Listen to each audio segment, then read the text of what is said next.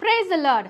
நெகேமியா 8:10 கர்த்தருக்குள் மகிழ்ச்சியா இருப்பதே உங்களுடைய பெலன் என்று சொல்லி வாசிக்கிறோம். இந்த வார்த்தையை நெகேமியா இஸ்ரவேல் ஜனங்களை பார்த்து சொல்றார்.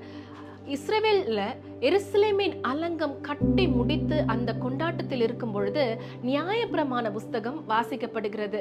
அந்த நியாயப்பிரமாணத்தை காதால் கேட்ட ஜனங்கள், ஐயோ இத்தனை நாட்கள் நம்ம கர்த்தரை மறந்துட்டோமே, கர்த்தருக்கு விரோதமா வாழ்ந்துட்டோமேன்னு சொல்லி அழத் தொடங்குறாங்க.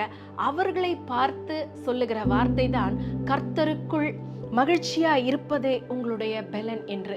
பாருங்க, இந்த வார்த்தையின் மூலமாக நெகேமியா இஸ்ரவேல் ஜனங்களுக்கு என்ன சொல்ல வருகிறார் என்று பார்த்தா, நீங்க பாவம் செய்து இப்படி அழுகிறத காட்டிலும் கர்த்தருக்கு பிரியமானதை செய்து அவரை மகிழ்ச்சி படுத்துங்க. அவருக்குள்ள நம்ம எப்படியெல்லாம் மகிழ்ச்சியா இருக்கிறோமோ, ஒழுங்கா ஜெபித்து, ஒழுங்கா வேதம் வாசித்து, ஒழுங்கா ஆலயத்துக்கு போய் கர்த்தருக்கு பிரியமானது இன்னதென்று கண்டுபிடித்து அதை நாம் செய்யும் பொழுது கர்த்தர் மகிழ்ச்சி அடைகிறார்.